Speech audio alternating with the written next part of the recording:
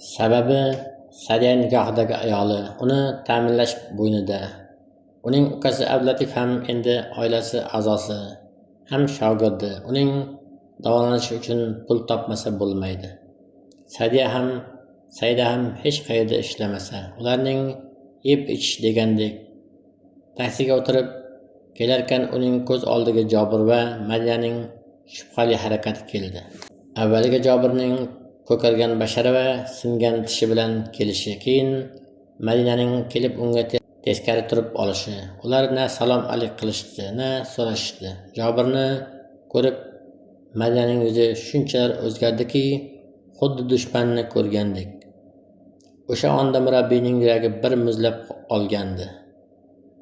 Hozir o'ylagani sari yana qalbini titroq bosdi. Ishqilib o'ylaganlari haqiqat bo'lmasin. Ishqilib u vahima qilayotgan bo'lsin. Bo'lmasa bir yigitning boshiga shuncha sinov. Murabbiy chuqur o'qitotarkan mashg'ulotlar zaliga kelib qolganini ko'rdi. Eshik oldida nevarasi Ruslan turardi. Nevarasi ham negadir o'ychan va xomush edi.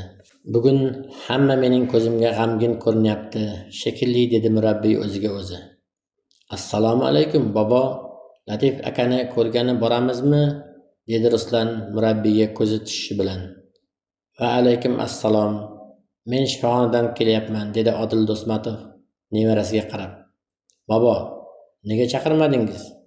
Men ham boraman degandim-ku. Obbo, unutibman. Ertaga boramiz, o'g'lim. Bolalar kelganmi? Mashg'ulotlarni boshlaylik, dedi bobo. Bobo, dedi Ruslan noiloj bobosiga ergasharkan. Latif akaga opasi ham, singlisi ham qarayaptimi? Menimcha Sadiya qarayapti. Saida boya uydan ovqat olib keldi, dedi murabbiy. Saida uyda qolyaptimikan? So'raganini bilmay qoldi yigitcha. Bobosi unga yalt etib qaradi. Ukasining oyoqlarini uqalab o'tirgan Sadiyaning xayolini telefonning ovozi bo'ldi. Telefonimni uzat, dedi u xonaning chanigini yana bir marta nam latta bilan artib chiqayotgan Saidaga qarab. Saida opasiga telefonni uzatarkan ekranga qarab qoshlarini chimirdi. Mastura opami? Saida xuddi Azroilning ismini eshitgandek bir seskanib tushdi-da, telefonini oldi. Ammo javob bermadi. U Saidaning yonida gaplashishni istamadi. Telefon yana bezovtalandi. Sadiya bosib qo'ydi. Sal o'tmay telefoniga ayoldan xabar keldi. Hovlidaman. Ukangni ko'rgani keldim. Sadiyada aslida ayolning nima uchun kelganini bilsa-da, sekin o'rnidan turdi. Telefonini qo'liga oldi-yu chiqib ketdi. U hovliga chiqishi bilan ro'paradagi o'rniqda Mastura opani ko'rdi. To'g'ri yoniga bordi. Salom ham bermay yoniga o'tirdi. So'rashking ham kelmaydi. Arpangni ham o'rdimmi? Dedi kesatib Mastura opa. Sadiya indamadi. Xullas, u uyda yashay olmasligingni bilding-a? To'tiqush bo'lishingiz shart emas, dedi Sadiya. Sen uydan tuguningni tugib chiqib ketmas ekansan, men to'tiqush emas, burgut bo'laman. O'ljamni bittada maf etaman. Endi ayab o'tirmayman. Vaqt bering, dedi noiloj Sadiya. Chunki murabbiy birdan rozi bo'lmaydi. Mastura Sadiyaga yeb qo'ygudek qaradi. Savil, qarab qo'yilmagan chol. Senga ham shu chol bilan yotishcha yoqayaptimi deyman. Biror bahona topib urush janjal qil. Mashina olib bering de, brilliant olib bering de, hiqildog'iga kel, o'zi ket deydi. Sadiya indamadi. Maydalashib o'tirmayman, dedi Mastura yana. Bilding-a, u uyda yashash senga yaxshilik olib kelmaydi. Xullas, tezlash. Shuni aytgani kelgandim. Ayol o'rnidan turdi-yu ketdi. Sadiya o'rniqda qancha o'tirdi bilmaydi. Bir payt o'ziga qarab yugurib kelayotgan singlisini ko'rib kapalaga uchib ketdi. Ha, o'g'lim, dedi murabbiy zalga kirarkan Ruslanga kulib. Nega Saidan so'rab qolding? Ruslan avvaliga o'zini yo'qotdi. Uyalib, rangi qizardi. Keyin bobosiga rostini aytdi. Bobo, tag'in noto'g'ri xayolga bormang. Shunchaki internetda Abdulatif akalarning uyi yongani haqidagi xabar chiqdi. Shunga Sadiya opalar uyda bo'lsa ziyon yetmadimikan deb so'ramoqchi edim. Nima? Qoshlari chimirildi Odil Do'stmatovning. Latiflarning uyi yondi? Nega mening xabarim yo'q? Kechasi yongan, dedi Ruslan.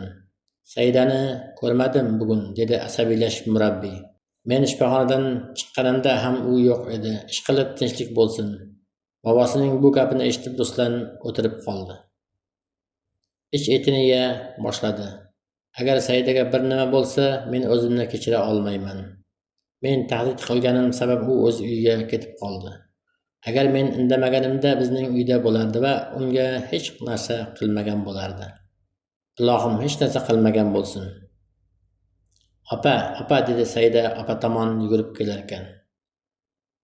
Megabaytingiz bormi? Bor, dedi Sadiya dukkillab urayotgan yuragini bosishga urinib. Telefoningizni berib turing. Nima qilasan? Ammam telefon qildi. Akamni ko'rmoqchi. Ko'rsatma, dedi u o'ta asabiylashgandan o'zini tuta olmay Sadiya. Keyin mening oldimga bunaqa yuragimni yorib yugurib kelma. Tinchlikmi opa? Hayron bo'ldi Saida. Akangning ahvolini ko'rib ammam xursand bo'ladi deysanmi? Shifoxonaga kelmang, doktor kiritmayapti, ko'rsata olmayman. Internetimiz yo'q, dedi. Tamom. Xo'p, dedi opasining muomalasidan og'rinib nari ketarkan Saida. Sadiya esa uning ortidan qarab qolarkan, quyilib kelayotgan ko'z yoshlarini zo'rg'a artdi. Yuragim, yana qancha bardosh berasan bu sinovlarga? Xudoyim, o'zing menga sabr ber. Hech narsadan xabari yo'q, singlimning ham dilini og'ritdim. Nima qilay? Qanday yo'l tutay? Nima qilsam hammamizga yaxshi bo'ladi? Allohim, o'zing mushkullarimni oson qil. O'zing ukamni hech bir shikastsiz oyoqqa turg'iz. Robbim, ukamni mening va singlimning suyanchig'imiz qil. Bizning ojiz tanamiz va ruhimizni unga suyanch qilma. Parvardigorim, ortiq meni jigarlarim bilan sinama. Ularni o'zing asra. Ularga nimadir bo'lsa men ado bo'laman. Tamom bo'laman. Sadiya unsiz, sassiz ezilib yig'ladi. Telefoni jiringlamasa yana qancha yig'lardi Yaratganga ayon. Allah, assalomu alaykum, dedi u. Va alaykum assalom. Murabbiyning o'ktam ovozi eshitildi. Sadiya, Saida qayerda? Shu yerda, shifoxonada. Uylaringga hech narsa qilmabdimi? Hojatxona tomon yonibdi, dedi Sadiya yig'layotganini sezdirmaslik uchun. Nega yonibdi? Bilmadim, dedi Sadiya yig'ib to'lib kelayotgan o'pkasini zo'rg'a bosib. Murabbiy, men bugun ham shifoxonada qolaman. Maylimi? Saida uyga kelsin. Sadiya umuman murabbiyning so'zini ikki qilishni istamasdi. Lekin yaxshi biladiki, u bo'lmasa Saida u uyning ostonasini ham bosmaydi. U men bo'lmasam borarmikan? Uyga ketsa kerak, dedi qiz zo'rg'a. O'zim borib olib kelaman, dedi murabbiy. Taslim bo'lmaysan-a, taslim bo'lmaysan, dedi o'ziga o'zi Mastura taksida uy tomon ketarkan. Keyin xursand bo'lib telefonini oldi. Keliniga qo'ng'iroq qildi. Assalomu alaykum, darrov javob berdi Dildora. Va alaykum, suyunch bering. Anovi megajinni uyga qadam bosmaydigan qildim. Nima? Sadiyanimi? Dedi Dildora quloqlariga ishonmay. Ha, o'shani qanday qilib? Hayron bo'ldi kelin. Suhbat shu yerga yetganda Masturaning hushyorligi, ehtiyotkorligi ish berib qoldi. Yashin tezligida miyasidan aytib qo'ysam, erta bir kuni gaplarim o'zimga qarshi ishlasachi, degan fikri o'tdi. Haligi nima deyishni bilmay qoldi u. Ukasini ko'rishga borgandim. Gapirib keldim-da, uyati bo'lsa uyga ketadi. Nega ukasini ko'rishga borib yuribsiz? Bahona u, aslida Sadiyani chaqirib keldim. Mastura darrov gapni burishga kirishdi. Qaynotangiz uyda yotgandir-da, xotinchasini kutib. Yo'q, zalda ekan, Ruslan telefon qildi. Bobom bilan mashg'ulotdamiz, dedi. Yaxshi, dedi Mastura gapni qisqa qilishga urinib. Yaxshi ishlang. Aloqani uzdi-yu keyingi rejasini pishita boshladi. Sadiya har kech ukasining yonida qoldi. Saida har kech uyga ketdi. Ular hafta 10 kunni shunday o'tkazishdi. Ikkisi ham oilasining tinchini, xotirjamligini, Ablatovning sog'ligini o'ylab shunday qildi. Garchi bemorning ahvoli yaxshi tomonga o'nglanmayotgan bo'lsa-da, opa-singil ancha tinchlanib qolgandi. Go'yo bu murabbiyning oilasiga ham osoyishtalik olib kelgandek edi. Ammo Odil Do'stmatovning yuragini xavotir parmalay boshlagandi. Sababi kelishuvga ko'ra shifoxonaning 10 kunlik yordami tekin davolashi nihoyasiga yetib borardi. Endi Ablatovning yo boshqa shifoxonaga o'tkazish yo har kunlik xarajatlarni qoplash lozim edi. Bir kunlik joy pulining o'zi 350 ming, dori-darmonlar esa bemorning holatiga qarab. Shunda ham har kuni kamida Ablatov uchun 500 ming topib qo'yishga to'g'ri kelardi. Bu xarajatlar qancha vaqt davom etadi? 1 yilmi, 2 yilmi? Ablatov qachon tuzaladi? Bu Allohga ma'lum. Shu bois jiddiy o'ylab ko'rish kerak. Murabbiy bu oy yugur bilan ishlamadi. Bor budin to'y shifoxona deb sarflab bo'ldi. Shuning uchun kecha bir xususiy klinikaga borib rahbari bilan gaplashdi. Odil Do'stmatov, sizning tashrifingiz biz uchun sharaf, dedi u murabbiyni obdon tinglab. Latifning bizning shifoxonada yotishi, davolanishi biz uchun ne'mat. Bemalol olib kelavering. Aytgancha o'zim tez yordam mashinasida olib keltiraman. Murabbiy uning gapidan ancha yengil tortdi. Haydashib chiqarkan minnatdorlik izhor etdi. Rahmat sizga. Qo'ysangizchi Odil aka, dedi klinika rahbari murabbiyning yelkasiga qo'lini qo'yib. Haligi o'zim sizning yoningizga bormoqchi bo'lib yurgandim. Mening o'g'lim ham kurashda hech chempion bo'la olmaydi. Kelasi oy musobaqasi bor ekan. Agar yordam qilsangiz xursand bo'lardim. Odil Do'stmatovning asabdorlari shunaqa tarang tortildiki, ammo indamadi. Klinika rahbariga qarab tabassum qildi-yu chiqib ketdi. Endi Sadiya bilan bavrija gaplashib olmasa bo'lmaydi. U shuning uchun shifoxonaga yo'l oldi. Ketma-ket 3-4 kun shifoxonaga yo'qlab kelganlarni eshik oldida turib kiritmagani uchun oxirgi paytda hech kim yo'qlamay ham qo'ygan. Shuning uchun u bemalol kelardi. U shifoxonaga yaqinlashganda Sadiyaga qo'ng'iroq qildi. Tashqariga chiqing, hovliga. Murabbiy shifoxona hovlisiga kirib borganda Sadiya allaqachon hovlida o'rindiqda uni kutib o'tirardi. Assalomu alaykum, dedi o'rnidan turib. Va alaykum assalom. Yaxshimisiz? Shukr, dedi Sadiya. Latif qalay? O'sha, yaxshi, o'tir, dedi murabbiy uning yonidan joy olarkan. Sadiya, bugun bizning bu yerdagi davolanish muddatimiz tugaydi. Endi sizning Odil Do'stmatovning rafiqasi bo'lib ish qiladigan vaqtingiz keldi. Sadiya murabbiyga qo'rqak nigoh bilan qaradi. Naq 8 kun shifoxonaga bormadi. Faqat Sadiya opadan hol so'rab turdi. Borgani bilan murabbiy bir mo'rlagani ham qo'ymadi. Endi kiritishsa kerak. Qizginaning yuraklari sog'inchdan o'rtanib ketdi. Axir oyi, dedi Madina onasining yoniga o'tirarkan. Bugun bir shifoxonaga borib kelay, balki kiritishar. Bir haftani oshiq gapingizga kirib bormay o'tirdim axir. Mayli, borib kela qol. Agar kiritishsa, biror kun men ham boraman, dedi Oydin opa. Madinaga onasining ruxsati qanotdek bo'ldi. Irg'ib turib kiyinishga kirishib ketdi. O'sha kuni qila olmagan syurprizni bugun qiladi. O'sha kuni onasi birga borgani uchun optikaga kira olmagandi. Bugun kiradi. Madina shkafni ochib, Ablatov yoqtiradigan ko'ylagini kiydi. Oppoq, ustida mayda binafsha rangli gullari bor bu ko'ylagi o'ziga ham juda yoqadi. Tizzalarini yopib turadigan beli qisma, yenglari fonarik bu ko'ylakda Madina naq multfilmlardagi malikalardek bo'lib qolardi. Shundanmi shu ko'ylagini kiysa Ablatov doim hazillashardi. Qaysi ertakdan bizning zamonamizga kelib qolgan malikasiz? Ismingiz nima? Ayting. Ismim Madina, derdi Madina kulib.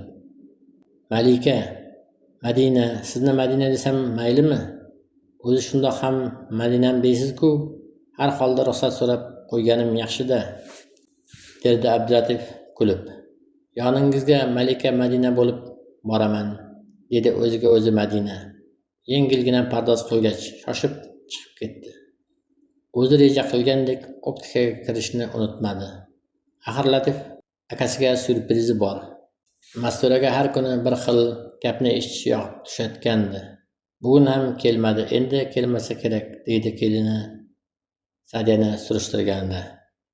G'olibning nashidasi shu qadar totli bo'lishini bilmagan ekan. Mastura eng ulug' jangda g'olib bo'lgandek g'ururlanib ketardi. Afsuski, bu jangdagi g'alabasi sirini hech kim bilan bo'lisha olmaydi. Mayli, bo'lishmasa ham uning g'olib bo'lgani rost. Bitta yong'indan shu qadar qo'rqib ketdi, o'yladi ichida u. Qo'rqmasinmi? Ularga yana boshpana qurib beradigan ota-onasi bor ekanmi? Yana bir po'pisa qilib butkul poyini kesishim kerak. Uyga kelmagani bilan ikkovi qizning uyda ishini bajarib yurgani aniq. Men bu yoqda g'aflatda qolib, u yoqda u homilador bo'lmasin tag'in. Hozir po'pisa qilmasam ham gapimga kiradi. Bundan foydalanishim kerak. Qo'limdan nimalar kelishini biladi. Sekin gaplashib endi ajrashishlarini talab qilaman. Zaks orqali ajrashsan deyman. Bolasi borligini o'zi bilguncha men bu yoqda ajratib bo'laman. Mastura o'zining xayollaridan o'zi nasha qilib kulib qo'ydi. O'rnidan turib deraza oldiga borarkan bir bozor aylanishni ham niyat qildi. Kayfiyati yaxshi bo'lsa bozorga tushgisi keladi. Ancha bo'ldi. Nevaralariga sovg'a bermadi. Ruslan va Olimaga nimadir olib yo'qlab kelsa bo'lar ekan. Bo'lmasa bolalarning mehri bo'lindi. Ilgari uni sog'inib kelib turishardi, telefon qilishardi. Endi borgan sari eslamay qo'yishyapti. Bu yomon albatta. O'g'il Rustam-ku har kuni qo'ng'iroq qiladi. Uyga qayting, dadam bir nima dermidi sizga? Derdi avval har gaplashganida. Sadiya keldi, Rustam ham uyga keling demay qo'ydi. Bu Masturaning eng alamli dardi. Bir kuni kuchdan qoladi, yanada keksayadi. Bu dunyoni tark etishi bor. Keyin nima bo'ladi? Shuni o'ylasa yuragi orqaga tortadi. Yaponiyada farzandlari keksa va yolg'iz qolgan ota yoki onasidan xabar olmagani sabab ko'pincha ularning o'ligi uylarida haftalab qolib ketar, qurtlab ketish darajasiga borar ekan. Aksariyat hollarda qo'shnilargacha borgan qo'lin Sahid tufayli ularning o'lgani ma'lum bo'lar ekan. Mastura o'zining xotimasi shunday bo'lishidan qo'rqadi. Shuning uchun nevaralarining mehrini qozonib turishi kerak. Shifoxona hovlisida keksa qayrag'och soyasidagi o'rindiqda Odil Do'smatov va Sadiya o'tirar. Ikkisining ham yuzi jiddiy edi. Ertaga bu shifoxonadan chiqib ketishimiz kerak. Men bir xususiy shifoxonani gaplashgandim. Aytganimdek sizdan ugina, bizdan ugina deyapti. Men unday qilishni istamayman. Shuning uchun siz hozir uyga borib chiroyli kiyimlaringizni kiyasiz. Men bir xususiy klinika manzilini beraman. Shunga borasiz. Xo'p, dedi Sadiya yuragiga kirayotgan xavotirli hayajonni bosishga urinib. Men murabbiy sport ustasi Odil Do'smatovning rafiqasi Sadiyaman. Bir iltimos bilan keldim deysiz. Latifni hamma taniydi. Shu damgacha katta xarajatlar bo'ldi. Pulimiz ham tugadi. Iltimos, ukamning davolanishida yordam bering deysiz. Xo'p, endi uyga boramiz, kiyinib chiqasiz. Xo'p, dedi yana Sadiya.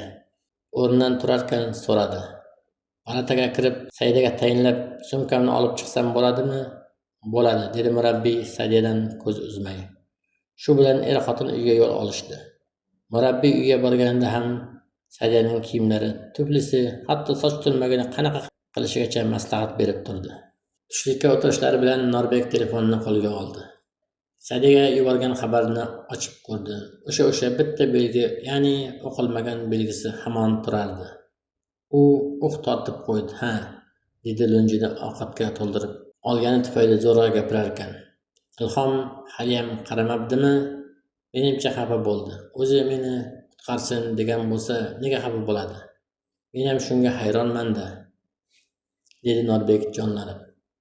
Lekin senga ham besh ketmadim, dedi Ilhom qo'lidagi nonni tishlarkan. Yordam bergisi kelgan odam 2 haftadan buyon faqat telegramdan yozsan. Na telefon qilding, na uchrashishga harakat qilding. Uyam bor latta deganda, Norbek unga ikkilanib qarab qoldi.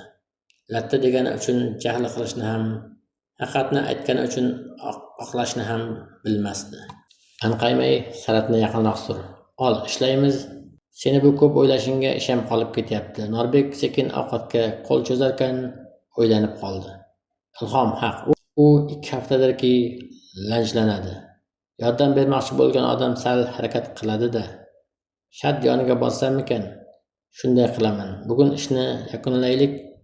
baribir boshqa uyda ish boshlash uchun 1-2 kun dam bo'ladi. Ertaga yoniga o'taman Sadiyaning. Sipogina ko'rinishdagi, ammo qimmatbaholigi ko'rinib turgan tim qora ko'ylak kiygan, oyog'iga qizil tufli, qo'liga qizil sumka ko'targan Sadiyani xususiy klinika xo'jayini ehtirom bilan kutib oldi. "O'tiring", dedi u ro'parasidagi kursini ko'rsatarkan. "Rahmat." U ko'rsatgan joyga o'tirarkan dedi Sadiya. "Men sport ustasi Odil Do'smatovning rafiqasiman." "Ha, eslagandek", dedi klinika egasi. "Esladim. To'ylaringizni, undan oldingi tadbirlarni katta qiziqish bilan ko'rgandim. Rahmat." Sadiya qizarib ketdi. Klinika egasi esa qizga xuddi ko'proq qarasa chol bilan munosabatlaridan uchqun ko'rib qoladigandek ko'z uzmay tikilib qoldi. Sadiya bundan yanada o'ng'aysizlandi. Keyin murabbiyning "Dovdirab qolma, dadil gapir, tetik tur" degani yodiga tushib, qaddini viqor bilan tutib dedi: "Demak, sizga o'zimni, ukamni tanishtirishim shart emas ekan. Vaziyatimni tushuntirmasam ham bilarkansiz." Bilaman, Akrom Zufarovich", dedi murabbiy tayinlagandek ism sharifiga urg'u berib. "Murabbiy sizni rostdan maqtadilar. Qo'li ochiq, savobtalab inson", dedilar. "Bilasiz, biz ukamning operatsiyasi deb bor budimizni sarfladik. Murabbiy mashinalarigacha sotdilar. Bo'lmasa qarab turmasdilar. Shunga sizdan yordam so'rab keldim. Pulimiz yo'q, ammo ukam davolanishga muhtoj. Katta umid bilan yoningizga keldim. Albatta yordam beraman. Latifga o'zim ham muxlis bo'lganman. Bemalol olib keling", dedi klinika egasi chin dildan. "Qachon olib kelasiz?" "Bugun shahar shifoxonasida oxirgi kunimiz. Tez yordam mashinasi gaplashsam, bugunoq olib kelaman." "Tez yordam mashinasi o'zimizda ham bor. Hoziroq birga olib ketishingiz mumkin." "Men aytaman", erkak darhol ishki telefondan qo'ng'iroq qila boshladi. Madina shahar shifoxonasiga yetib kelganda tez yordam mashinasi Ablatovni allaqachon o'z bag'riga olgan, Sadiya gaplashgan xususiy klinika tomon otlanib turgandi. "Opajon, ko'chiryapsizlarmi?" dedi hech gapdan xabari yo'q Madina qo'rqib ketib. "Ha, xususiy klinikaga olib o'tyapmiz." "Nega? Ahvollari yaxshimi?" xavotir bilan so'radi Madina. "Yaxshi, bu yer qimmatli qilib qoldi. Shunga bir tanishimizning klinikasiga ko'chirdik." "Har nada, ha to'g'ri opajon, men ham tez yordam mashinasiga chiqsam maylimi? Latif akamni bir marta ko'rsam bo'lgani." "Ruxsat berishmaydi", darrov uzib berdi Sadiya. "Menga ham ruxsat berishmadi. Bitta odam o'tirsin degandi. Saidani o'tqizdik. Bo'lmasa men ham siz bilan klinikaga bora qolaman. O'sha yoqda ko'rarman", umid qildi Madina. Sadiya nima deb bahona qilishni bilmasdi. Axir hech narsani bilmaydigan, anglamaydigan, tag'in 20 grammlik shpritsda yuboriladigan 2-3 shprits taomga qanoat qiladigan ukasi shu qadar ozib ketgandiki, eti ustixoniga yopishib qolgandi. Ko'rgan odam tanimasligi aniq. Agar hozir uni Madina ko'rsa, hushini yo'qotishi ehtimoli katta. "Opajon, klinikaning lokatsiyasini tashlang", hamon talab qilardi Madina. Sadiya nima deyishni, qanday bahona qilishni bilmasdi. Oxiri tushuntirgan bo'ldi. "Madina, agar shifokorlar bugun ruxsat bermasa xafa bo'lmaysiz. Bugun ko'chirish, joylashtirish bilan ovora bo'lishadi-ku." "Xo'p opa, men manzilni bilsam bo'ldi. Ertaga ham kelaveraman." Madina ishda optikadan olgan syurprizini ko'zlariga taqmaganiga shukr qildi. Chunki u baribir Ablatovni ko'ra olmadi. "Ana, Latifni ham joylab oldik", dedi murabbiy kechki payt klinikadan chiqarkan. "Endi sal tejamkorlik ham o'ylashimiz kerak. Chunki uning dorilari ko'ryapsiz arzon emas. Hammasi miyaga qilinadigan muolajalar." "Ha, to'g'ri", dedi xo'rsinib Sadiya. "Men ishlamasam, singlim ishlamasa, uyimizda yong'in bo'lib boshpanasiz qolganimiz sabab men o'qishni tashladim. Saida o'qishga hujjat ham topshirib o'tirmadi. Latif pul topib kelishga kirishdi. Biz usta ishlatish bilan band bo'ldik. Endi hayronman. Hatto o'z nonimizni topib yeyolmaydigan ahvolga keldik."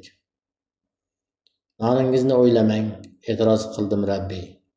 Rizq Allohdan. Faqat endi ikki uydan qatnashimiz bo'lmaydi. Saidaga ham ayting, uyga kelsin. Shu yerda ovqatlanamiz, shu yerda Latif uchun ovqat tayyorlaymiz. Bitta joydan bitta taksida borib kelamiz. Sadiya murabbiyning gapini ikki qila olmaydi, ammo uning uyiga borib yashash o'z uyidan ayrilish degani. Masrur opa darg'azab ajdar kabi yana bosh ko'tarib qolishi mumkin. Lekin murabbiy ham haq. O'z uylaridan qatnash uchun Saidada ham pul yo'q. Shu damgacha u onasidan qolgan tilla o'zigini sotib ishlatdi. Boshqa ishlatadigan boyligi qolmadi. Balki hammasini murabbiyga aytish kerakdir, o'yladi ichida Sadiya. Akram Zufarovichning Sadiyani ko'riboq aqli shoshdi. Shunchalar go'zal qiz nahot chol bilan yashaydi. Uvol, uchi. U mana 4 yildirki yuzi kuyib qolgan majruh maxluqdek xunuk xotini bilan yashashga majbur. 3 marta plastik operatsiya qildirdi. Yulduzning yuzini asl holiga kelarmidi? Yo'q, asli xunuk ayol go'zal bo'lishi qiyin ekan. Bir nima desang, o'zini aybdor qiladi. Siz aybdorsiz, baqiradi doim unga. Siz xiyonat qilsangiz, men uyga ham, o'zimga ham o't qo'ymasdim. Endi majbursiz, davolatasiz. Davolatmangchi, dadamga aytaman, hamma narsani qaytarib oladi. Akram Zufarovich chindan ham hamma narsaga qaynotasining ko'magi bilan erishdi. Boshlab tijorati uchun pul tikkan odam u bo'ldi. Buning evaziga u uning xunukkina 30ga kirib o'tirib qolgan o'zidan 2 yosh katta bo'lgan qiziga sovchi qo'ydi. Nima qilibdi? Bolaligida yetishmovchilikdan qiynalgan, talabalikda mandikor ishlab pul topgan yigit kun ko'rsa nima bo'libdi? Mandikor ishlab yurib bir qassobga shogird tushdi. O'sha paytlar qaynasining uyiga go'sht olib borardi. Keyin qaynotasi ham unga 1-2 topshiriqlar berdi. Shu bilan Akram boyvuchcha odamning ishongan yordamchisiga aylandi. Qarasaki, uning 2 katta o'g'li o'zini tutib, katta biznesmenlarga aylanishgan. Faqat yolg'izgina xunukkina qizi hali erga chiqolmabdi. Qiyinchilik, yetishmovchilik, og'ir mehnat joniga tekkan yigitning ko'ziga bu qiz najot farishtasi bo'lib ko'rindi. Uzoq emas, naq 3 kunda uni Akram akajon deydigan qildi. Keyin uylandi. Akram Zuforovichga aylandi. Ammo ko'ngil qursin, go'zal jonlarni ko'rganda o'rtanar, ezilardi u. Yoshman, kelishganman, pulim bor. Nega men o'zim sevgan, yoqtirgan qiz bilan yashashim mumkin emas, dedi o'ziga o'zi. Uning bu qilmishini xotini Yulduzning eri va o'ynashini tutib olgan, uyga va o'ziga o't qo'yish bilan yakunlandi. O'shanga ham mana 4 yil bo'libdi. Akram o'sha bosilib qolgandi, lekin Sariyani ko'rdi-yu, uzun bo'yli, ozg'in, kiyimlari o'ziga yarashgan, so'zlashi o'ktam bu qiz uning oromini o'g'irladi. Uningdek 40ga kirmagan erkak maxluqdek xunuk ayol bilan yashasa, Sadiyadek hurliqo 70 yoshli cholning quchog'ida yotsa, qani adolat? Opasidan endi murabbiyning uyida yashashlarini eshitib, Saidaning butkul kayfiyati tushib ketdi. Yana o'sha murabbiyning beaql va betarbiya nevarasiga ro'baro bo'ladimi? O'zi anov kuni akasini ko'rgani kelib, asabiga tegib ketdi. Murabbiy bilan birga kelganiga qaramay, bezlarcha gapirganichi? Uylaringizda yong'in bo'lganda sizdan xavotir oldim, dedi Ruslan undan ko'z uzmay. Hammani xavotirga qo'ymay, biznikiga borib yashang. Sizga hech kim to'sqinlik qilmaydi. Saida unga javoban hech narsa demadi, ammo ichida yaramas, 200lamachi, bezbet, yolg'onchi. Odam ham shunaqa buqalamundek o'zgaruvchan bo'ladimi? Murabbiyga bir tuk ham o'xshamaydi. Bobosiga o'zini yaxshi ko'rsatish uchun aytdi-da endi. Iflos xushomadgo'y, dedi Saida ichida xumordan chiqquncha. Men borsam, u meni podvalda tarbiyalamoqchi edi, dedi ichida Saida. Borsam aniq ortimdan tushadi. U bilan mushuk sichqon o'ynaymanmi? Bormayman desamchi, lekin o'zimizning uyga borgani pul ham yo'q. Akamga ovqat olib kelgani masala ham yo'q. Saida uf tortdi. Nahot endi o'sha ikkiyuzlamachi bilan bir uyda yashashga majbur. Sadiya singlisini Ablatovning yonida qoldirib, murabbiy bilan uning qasrdek xonadoniga borayotgan bo'lsa-da, o'zini zindonga ketayotgandek his qilayotgandi. Kayfiyatingiz yo'q, dedi murabbiy unga qarab. Yo'q, yaxshiman. Yaxshi bo'ling. Ablatovni beminnat joyladik. Endi faqat dori-darmonni yetkazib tursak bo'lgani. Murabbiy, men ham ishga kirsam degandim, dedi Sadiya. Men qila oladigan biror ish bormikan? Siz qila oladigan ish juda ko'p, xo'rsindi Odil Do'stmatov. Ammo ayni paytda qilishingiz kerak va shart bo'lgan ish Ablatovga qarash va ovqatini qilib berib turish. To'g'ri, o'ylanib qoldi Sadiya. Undan Saida ikkimiz almashib qarab ham ortmayapmiz. Ishlagan vaqtingiz bo'lmaydi. Xavotirga tushmang, men ishlayapman-ku, dedi murabbiy. Sadiya murabbiyga tikilib qoldi. Ko'zlariga yosh to'ldi. Ha, nima bo'ldi? Jilmaydi murabbiy unga qarab. Sadiya uning o'ziga yaqin turgan qo'lini ikki qo'l bilan ushlarkan dedi. Yaxshiyam siz bor ekansiz, murabbiy. Jilmaydi va haydovchiga pul uzatdi. Yetib keldik. Sadiya mashinadan tushgach, yana murabbiyning qo'lini ushladi. Sizga rahmat. Otamizdek mehribonsiz. Qarzimni qanday uzaman bilmayman. Sadiya yig'lab yubordi. Murabbiy uning ko'z yoshlarini artarkan, mehri jo'shib ketgan Sadiya uni quchoqlab oldi. Siz bo'lmasangiz nima qilardik? Payt ularning yoniga mashinasida murabbiyning kelini Dildora kelib to'xtadi. Murabbiy unga qaradi. Sadiya esa Odil Do'stmatovning quchog'idan o'zini tortdi. Dildora esa mashinadan tusharkan, ensasi qotganini yashirib o'tirmadi. Assalomu alaykum dada, dedi u zaharxandalik bilan. Uyga kirsalaringiz bo'lardi. Keyin u qaynotasi va Sadiyaga ham qarab o'tirmay darvozani ocha boshladi. Akram Zufarovich o'zi ko'pda klinikaga kelavermasdi. Klinika uning qaynotasi bilan birgalikdagi biznesi. U aksariyat hollarda ofisda o'tirar, o'zi ochgan do'konga kelgan mollar hisob-kitob bilan band bo'lardi. U ishlarni tezda bitirdi-da, bozorga yo'l oldi. Avval eng sarxil mevalardan sarrab oldi. Shaftoli, nok, banan, so'ng milliy taomlarga kirib, shashlik va sho'rva oldi. Keyin non, ichimliklar olgach, mashinasiga o'tirib, klinikaga yo'l oldi. Uni ko'rishi bilan yugurgilab qolgan shifoxona xodimlari Ablatov yotgan xonani darrov ko'rsatib berishdi. Akrom palataga kirishi bilan avvaliga tanib bo'lmas darajada ozib ketgan bemorni ko'rib, esankirab qoldi. Keyin ko'zlari Sadiyaga emas, undan yoshroq, ammo unga o'xshab ketadigan qizga tushib so'radi. Sadiya qani? Opam uyga ovqat pishirib kelgani ketgandi. Ovora bo'ldi-da, mana men olib keldim-ku, dedi Akram Zufarovich. Bunda sizlar uchun shashlik, bemor uchun qaynatma sho'rva bor. Rahmat, dedi Saida. Men shu klinikani rahbariman. Sadiya bilan gaplashmoqchi edim. Telefonini beraymi? Dedi Saida shoshib. Bering, ichida quvonib ketdi Akrom va tezda Sadiyaning raqamini yozib oldi. Qaynotasi va Sadiyaning ko'chada suykalishib turishi Dildoraga shu qadar erish tuyuldiki, asablari o'ynab o'zini bosa olmay qoldi. Kiyimini almashtira solib, qaynonasiga qo'ng'iroq qildi. Assalomu alaykum, oyijon. O'zimni bosa olmay sizga qo'ng'iroq qilyapman.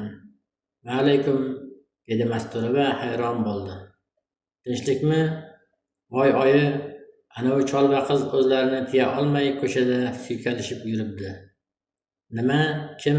Dadajon bilan Sadiyada, dedi Dildora zaharxandalik bilan. Ishdan kelsam, darvozaning oldida ko'chada quchoqlashib turibdi. Yo'g'i, unchalikka borishmas, ishonqiramadi Mastura. Oyijon, o'z ko'zlarim bilan ko'rdim. Jahlimni bosa olmay, Dadajon, uyga kirsalaringiz bo'lardi, dedim. Voy boplabsiz.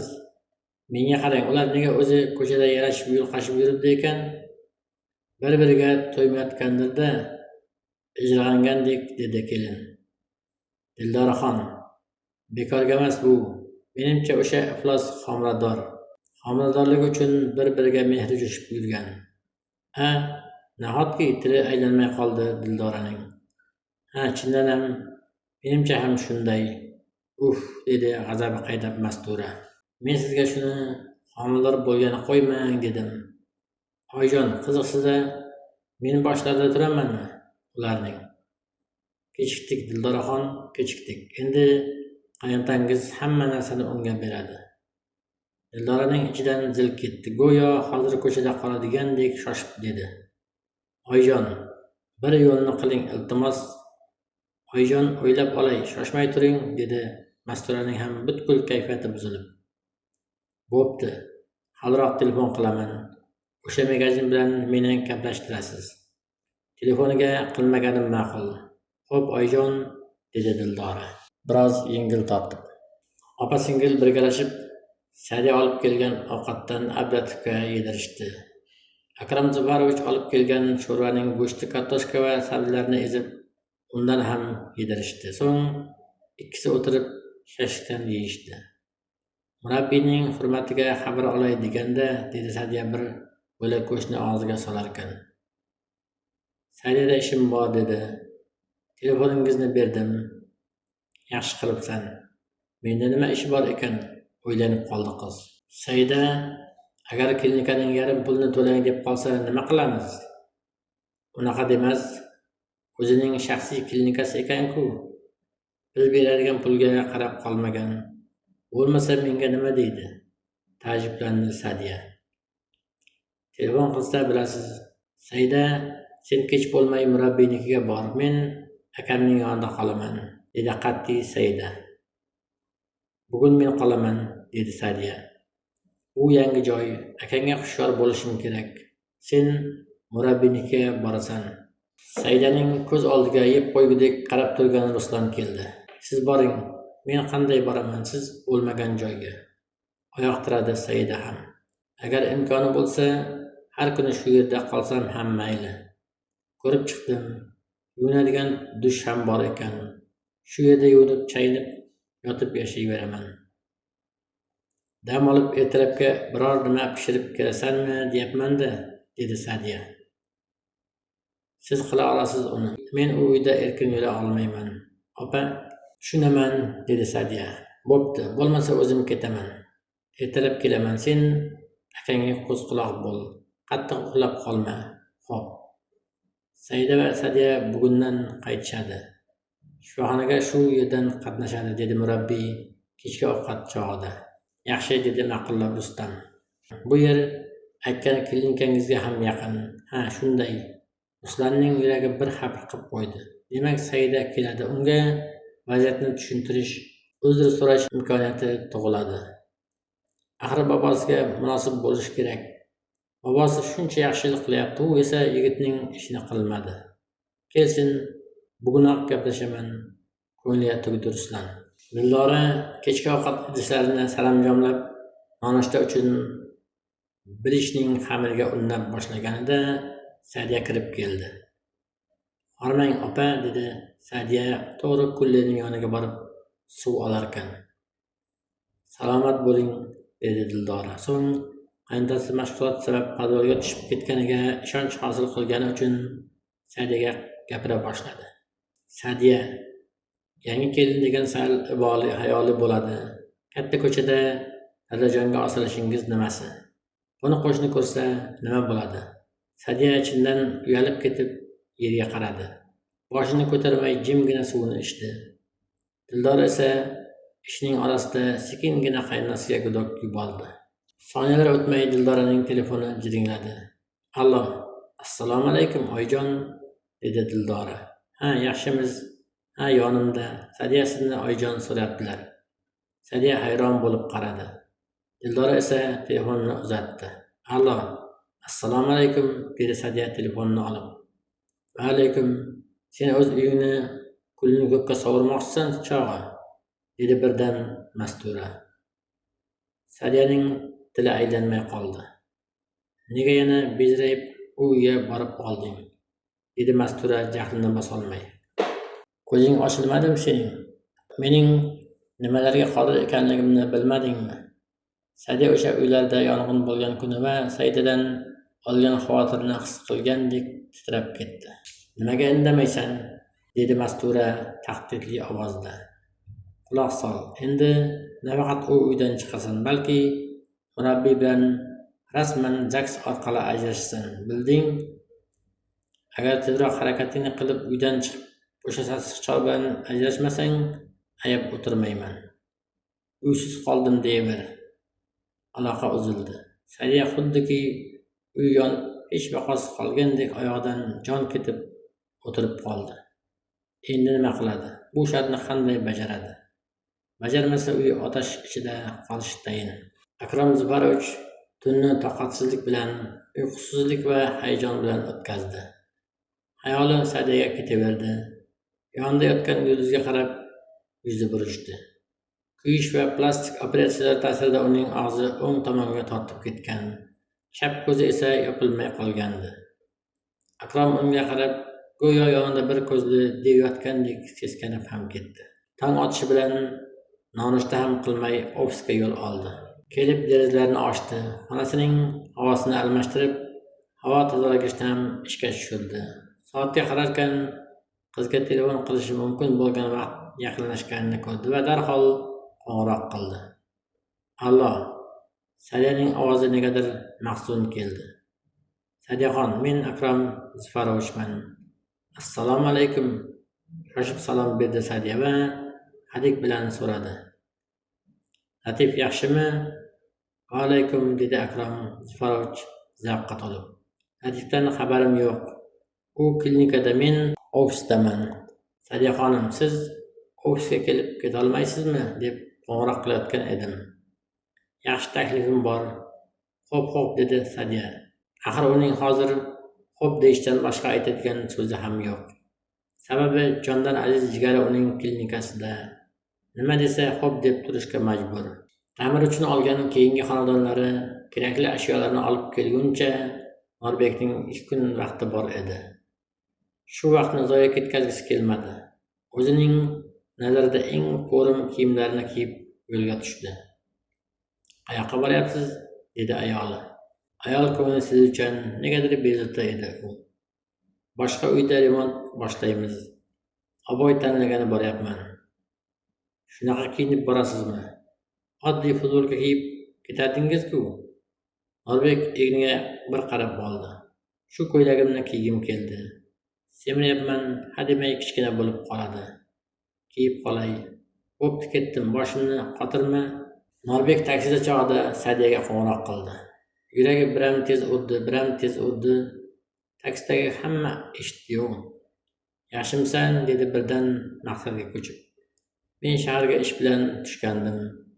Ukang yotgan kasalxonani aytsang, ko'rib o'tardim. U atay Sadiyaning ham, Latifning ham ismini tilga olmadi. Qiz ham tixirlik qilmay birdan shifoxona manzilini aytdi. Ilhom haq ekan. Meni kutib o'tiribdi. Kelib ovora bo'lma ham demadi. Dedi Norbek yuragi toshib. Ishqilib hayajonlanib o'zimni yo'qotib qo'ymay. Sadiya Norbek telefon qilgan chog'da mulohaza qilib o'tiradigan ahvolda emasdi. Ukasining nonushtasini berayotgandi. Tag'in hali Akrom Zufarovichning yoniga o'tish kerak. Saida, akangga yana o'zing qarab turasan. Men Akrom Zufarovichning yoniga borib kelaman. Xo'p. Kecha kelib ketgan odammi? Shu yerning rahbari. Ha, sizga taklifim bor, dedi. Nima derkan deb o'ylanib qoldim. Akamni boshqa palataga ko'chiradimi? Bo'lishi mumkin. Balki yangi davo usulini taklif qilar, dedi Sadiya. Borib kelingchi, bilamizda. Shu bilan Sadiya shoshilib chiqib ketdi. Akrom Zufarovichning ofisiga u 2 kun avval borgani uchun yaxshi bilardi-yu, klinika bilan ofisning oralig'i u qadar uzoq emas. 2 bekat yo'l. Ofis esa o'ta zamonaviy va chiroyli. O'tgan gal kelganida ham Sadiyaning havasi kelgandi. Sekin kirib borarkan, hozir ham atrofga zo'r ishtiyoq bilan qaradi. Sadiya Akram Zufarovichning ishiga yaqinlashganda hurmat yuzasidan qo'ng'iroq qildi. Assalomu alaykum, men keldim. Zum o'tmay ulkan va salobatli eshik ochilib, erkakning tabassum yoyilgan chehrasi ko'rindi. Keling, go'zal qiz, kiring. Sadiya uning munosabatidan biroz xijolat bo'ldi. Ohista xonasiga qadam qo'yarkan, negadir ko'ngli xiralashgandek bo'ldi. Sababi xonada atay u kelishiga hozirlik ko'rilgani sezilib turardi. Guldonda qimmat goldan atirguli, stol ustida shokolad va salqin ichimliklar. Xona boshni aylantiradigan darajada yoqimli hid bilan to'yintirilgandi. O'tiring, Sadiyaxon. Rahmat, dedi Sadiya kursiga yengilgina o'tirarkan. Shu desangiz, kotibam yo'q. Shuning uchun sizni qahva bilan mehmon qila olmayman. Shart emas, tabassum qildi qiz. Nima ichasiz? Muzdekina ichimliklar bor. Hech narsa kerak emas. Shoshib turibman, dedi Sadiya o'zini noqulay his qilayotganini bildirish uchun. Unda men ham maqsadga o'ta qolay, dedi Akram Zufarovich. Ko'rib turibsiz, mening kotibam yo'q. Agar istasangiz birga ishlasak degandim. Ish u qadar qiyin emas. Meni ishga taklif qilyapsizmi? Men o'qishimni bitirmaganman, diplom olmaganman. Kotibalik uchun diplom shart emas. Hamkorlar, tanishlar kelganda kofe, choy berib tursangiz, keyin men aytgan odamlarga telefon qilib vazifalarni yetkazib tursangiz bo'ldi. Maosh qancha? Sizni xabar qilmayman. Hozir sizga pul kerakligini bilaman-ku. Sadiya o'ylab o'tirmay rozi bo'ldi. Madina bir kun avval manzilni bilib ketgani uchun klinikani topib kelishga qiynalmadi. Bugun nima bo'lsa ham Latif akasini ko'rib ketmasa bo'lmaydi. Ko'rmaganiga bir oydan oshib ketdi. Sog'inib ketdi axir. Ishqilib eshik oldida murabbiy bo'lmasin. Qiz cho'chibgina kirish eshigiga yaqinlashdi. Har qalay eshik yonida hech kim yo'q ekan. U uzun koridorga ohista qadam qo'yarkan, yuragi qindan chiqqudek urayotganini his qildi. Latif akam meni ko'rib qotib qolsa kerak, o'yladi qiz ichida. Shu paytgacha murabbiy yoningizga kirgani qo'ymadi desam, murabbiy umrida sevmagan bo'lsa, nimani ham tushunardi desa kerak. U o'g'ri mushukdek sekingina palataliga mo'ralab ketayotganida bir hamshira chiqib qoldi. Madina uning chiqarib yuborishdan juda qo'rqdi. Yalinchoq ovozda so'radi. Kechirasiz. Latif Iskandarov qaysi xonada yotibdi? Iltimos, ko'rib chiqay. Latif Iskandarov, o'ylandi hamshira. Unaqa bemor yo'q. Men adashib boshqa klinikaga keldimmi? Hayron bo'ldi Madina. Keyin birdan kallasi ishlab ketdi.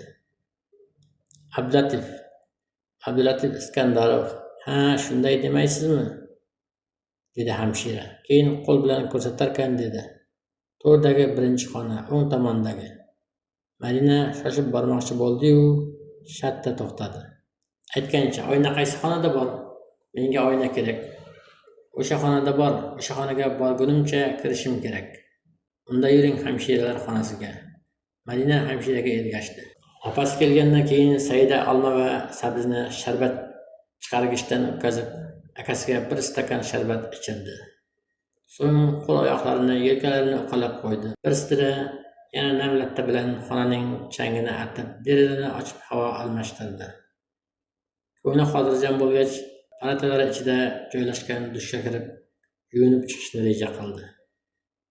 Yugurib do'konga chiqib keldi. Akamning qorni to'q, uqaladim, ukollarini oldi, dedi o'ziga o'zi. Hozirgina do'kondan olib kelgan shampunni ko'zdan kechirar ekan. Demak, opam kelguncha bemalol kirib chiqsam bo'ladi. Saida sochini olib dush tomon yurarkan, akasiga yana bir bor qarab qo'ydi. Abdulatif bir nuqtaga ma'nisi tikilgancha jim yotardi. Akajon, siz to'polon qilmay yotib turing, men yuvinib chiqaman. Qiz shunday deya akasining yoniga kelib yuzidan o'pdi. Keyin dushga kirib ketdi. Sadiya ichida Akram Zufarovichdan juda minnatdor bo'ldi. Qanchalar yaxshi odamlar bor. Uning pulga muhtojligini bilib ishga taklif qilganishi. Ertadan ish boshlaydigan bo'ldim. 4 million oylik beraman, keyin yana oshiraman dedi. O'ziga o'zi xursand bo'lib gapirdi Sadiya.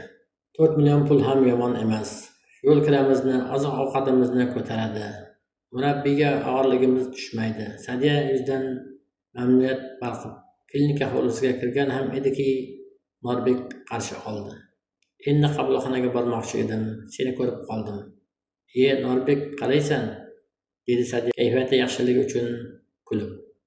Yaxshiman, o'zing yaxshimi? Latif yaxshimi? Shukur, yaxshimiz, dedi Sadiya. Ovora bo'libsan, ovorasi bor ekanmi? Bahonada seni ham ko'raman dedim. Mana bu Latifga meva-cheva, ovqat. Rahmat, dedi Sadiya uning qo'lidan paketlarni olarkan. Yur, ana bu o'rindiqda ozroq o'tiraylik, dedi Norbek daraxt tagidagi o'rindiqqa ishora qilib. Keyin ketaman. Ikkisi sekin o'sha joyga borib o'tirishdi. Sadiya, siqilma, gap boshladi Norbek. U seni choldan qutqaraman deya olmay yumshoqroq gapirdi. Men senga yordam berishga tayyorman. Sen nima desang, men so'zsiz bajaraman. Sen tortinmay aytaver. Rahmat, boringga shukur, dedi Sadiya. Latifning davolanishini nazarda tutyapti deb o'ylab. Norbek esa undan qanday rejasi borligini so'rash uchun taraddudlandi. Gapni nimadan boshlashni bilmasdi u. Sadiya esa quvnoq ko'zlari porlab tetik o'tirardi. Kelganimga juda xursand bo'ldi, ichida o'yladi Norbek. Kutib yurgan ekanda, men ham rosa ilhom aytgandek lanjlandim. Endi shatta hal qilaman. Madina hamshiralar xonasidagi ko'zga qarab, ko'zlariga olgan linzani taqib oldi. Uzun sochlarini yoydi, kiyimlarini to'g'riladi, keyin jilmaygancha u xonadan chiqib, hamshira ko'rsatgan palata tomon yurdi. Madina Ablatif yotgan xonaga kirib borganda u yerda hech kim yo'q. Bemor yolg'iz yotardi. Karavot eshikka qarama-qarshi derazaga qaratib qo'yilgani bois bemorning yuzi ko'rinmasdi. Madina hayajondan yuragi gup-gup urgancha oyoq uchida yura boshladi. Har qadam tashlaganda titroqdan oyoqlari qiyshayib ketar. Madina xuddi dor ustidagi dorboz kabi muvozanatini yo'qotgudek hali o'ng, hali chap tomonga gandiraklab ketardi. Karavotga yetishiga bir qadam qoldi. Qiz shunchalar hayajonda bo'lgandan nafas olishni ham unutib qo'ydimi? Havo yetishmayotganini sezib chuqur nafas oldi. Nafasimni sezdi. Hozir o'rnidan sakrab turadi, dedi qiz ichida va ko'zlarini chirt yumib oldi. Qancha turdi bilmaydi. Hayriyat, Ablatif tomonidan harakat bo'lmadi. Qiz yana ovozsiz chuqur nafas olarkan, so'nggi qadamini bemor sari bosdi. Karavotda bir-birda bo'lib yotgan bemor unga umuman befarq qiyo boqib ham qo'ymadi. Madina uni umuman suyuklisiga o'xshatmadi ham. Boshqa xonaga kirdimmi? Ikkilanib qoldi qiz. Yuragida paydo bo'lgan ulkan vahm bilan titragancha bemorga boshdan oyoq qarab chiqdi. Ustiga yopilgan yengilgina ko'rpa tagidagi kasalning tanasi bor yo'qligi sezilmasdi. So'ng u xastaning ko'zlariga tikildi.